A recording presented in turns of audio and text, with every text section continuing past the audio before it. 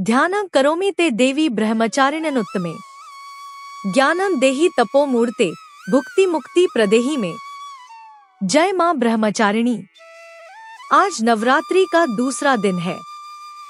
श्रद्धेय श्रोताओं, इस शुभ अवसर पर अब आप सभी सुने मां ब्रह्मचारिणी की संपूर्ण कथा और आरती। मां ब्रह्मचारिणी अपने इस स्वरूप में श्वेत वस्त्र धारण किए हुए हैं। उनकी दाहिनी भुजा में जपमाला और बाईं भुजा में कमंडल सुशोभित है। उनकी उपासना से भक्त के भीतर तप और संयम की शक्ति का संचार होता है।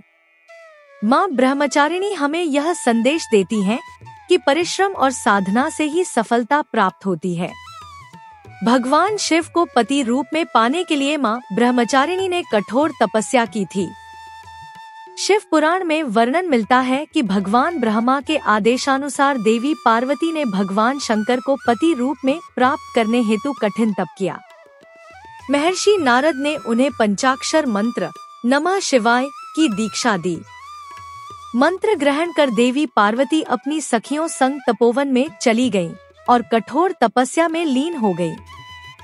माता पिता की आज्ञा लेकर देवी पार्वती ने राजसी वस्त्रों और आभूषणों का त्याग कर लिया।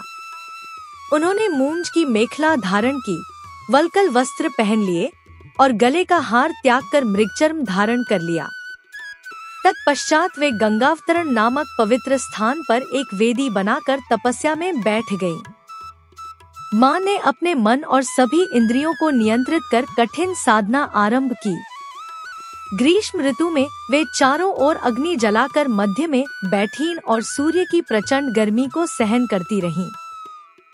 वर्षा ऋतु में खुले आकाश के नीचे शिलाखंड पर बैठकर निरंतर जल की धाराओं से स्वयं को भिगोती रहीं। भीषण शीत ऋतु में वे जल के मध्य दिन रात बैठकर साधना में लीन रहीं। इस प्रकार निराहार रहकर पंचाक्षर मंत्र का जप करते हुए उन्होंने भगवान सदाशिव के ध्यान में अपना मन समर्पित कर दिया। समय बीतने के साथ जब देवी पार्वती विवाह योग्य हो गई, तब उनके माता पिता राजा हिमालय और रानी मैना को उनके विवाह की चिंता सताने लगी। तभी महर्षि नारद राजमहल पधारे। राजा रानी ने आदर पूर्वक उनका स्वागत किया और पुत्री के भविष्य के बारे में जानने की जिज्ञासा प्रकट की। त्रिकालज्ञ सर्वज्ञ तुम सर्वज्ञ, गति सर्वत्र तुम्हारी। कहो सुता के दोष गुण, मुनिवर हृदय बिचारी। महर्षि नारद ने देवी पार्वती की हस्तरेखा देखी और भविष्यवाणी की। सबलक्षण संपन्न कुमारी, होई संतति पियहि प्यारी। सदा अचल अहिं कर रहिवाता, अहिं ते सुपहि पितु माता। राजा हिमालय ने पहले पुत्री के दोषों को जानना चाहा, लेकिन महर्षि नारद ने पहले उनके गुणों की प्रशंसा की। नारद जी चतुर और मनोवैज्ञानिक वक्ता थे। वे सबके मन की बातें पढ़ लेते थे।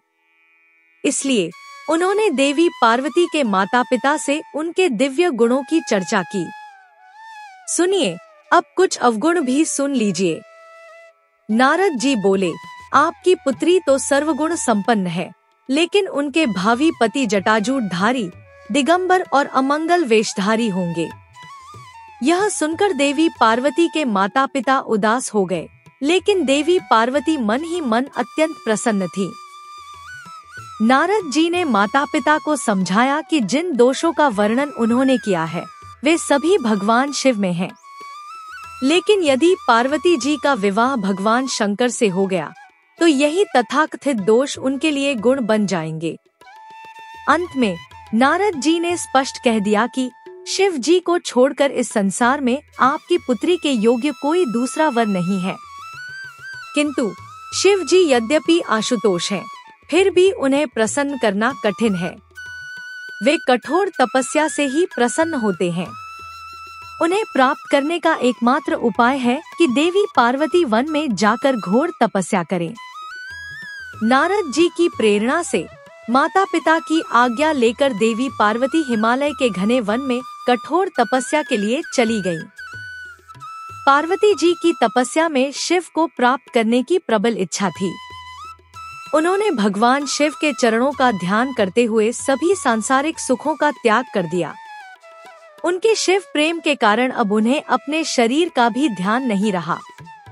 उन्होंने तन और मन से स्वयं को पूरी तरह तपस्या में समर्पित कर दिया।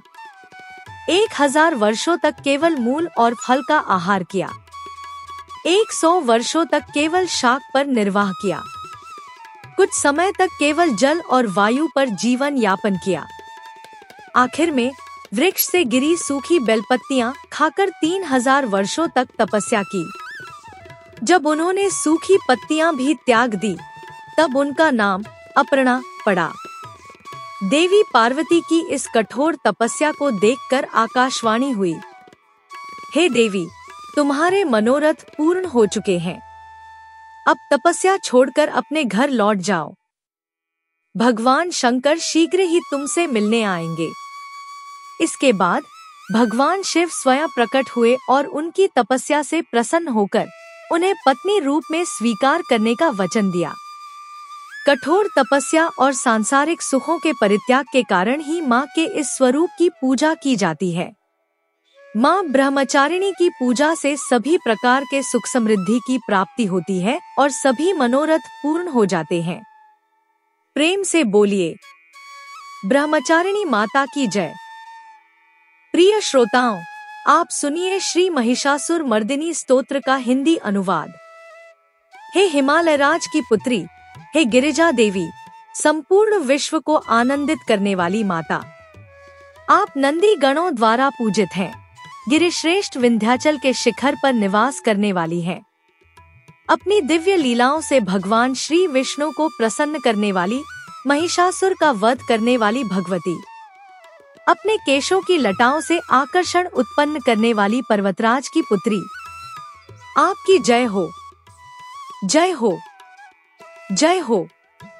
देवों को वरदान देने वाली, दुर्धर और दुर्मुख असुरों का संहार करने वाली, स्वयं में ही आनंदित रहने वाली माता, तीनों लोकों का पालन करने वाली, भगवान शंकर को संतुष्ट करने वाली, समस्त पापों का नाश करने वाली और भयंकर गर्जना करने वाली देवी, हे दैत्यों पर क्रोधित होने वाली, आपकी जय हो, जय हो, जय हो। हे जगत माता, हे मेरी माँ, आप प्रेम पूर्वक कदम वन में वास करती हैं और अपने दिव्य भवन में भी विराजमान रहती हैं।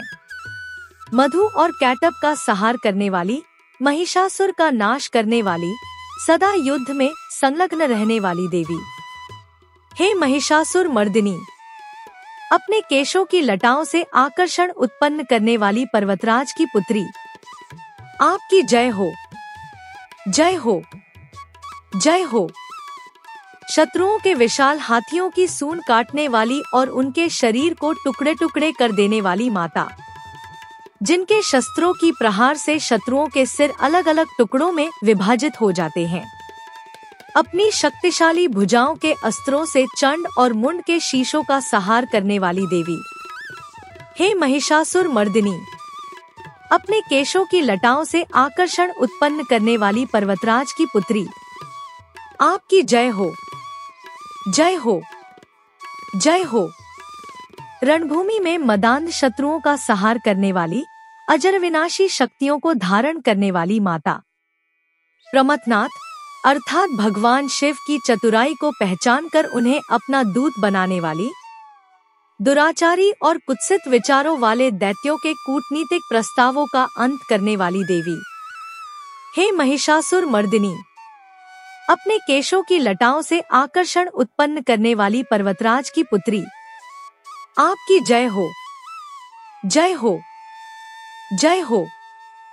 शरणागत शत्रुओं की पत्नियों के विनम्र आग्रह पर उन्हें अभयदान देने वाली माता, तीनों लोकों को आतंकित करने वाले दैत्यों का विनाश करने के लिए त्रिशूल धारण करने वाली देवी, देवताओं की दुंदुभियों के निनाद से दिशाओं को गुंजायमान करने वाली माता, हे महिषासुर मर्दिनी, अपने बालों की लटाओं से आकर्षण उत्पन्न करने वाली पर्वतराज की पुत्री, आपकी जय हो, जय हो, जय हो।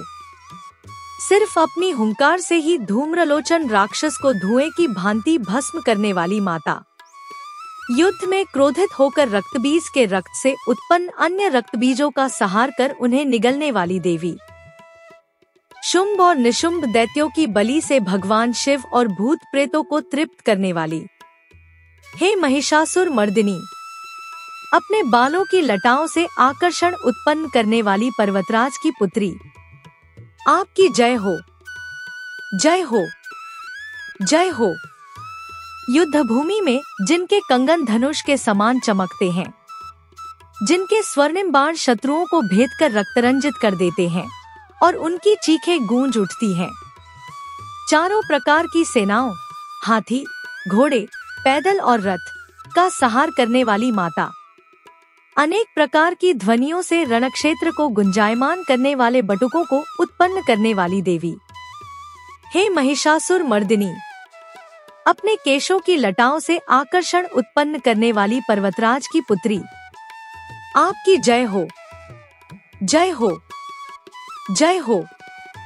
देवांगनाओं के तथा थेई थेई जैसे शब्दों से युक्त भावपूर्ण नृत्य में मग्न रहने वाली माता। कू, कूथ, अड्डी और विभिन्न मात्राओं वाले तालबद्ध स्वर्गीय गीतों में लीन रहने वाली देवी। मृदंग की धो, धुकट, धीमी धीमी जैसी गंभीर ध्वनियों को सुनने में तल्लीन रहने वाली माता।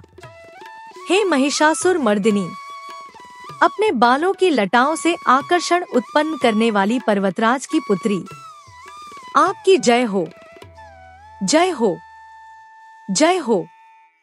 संपूर्ण विश्व द्वारा वंदित और स्तुति की जाने वाली माता, जिनके नूपुरों की झंकार समस्त ब्रह्मांड में गूंजती है।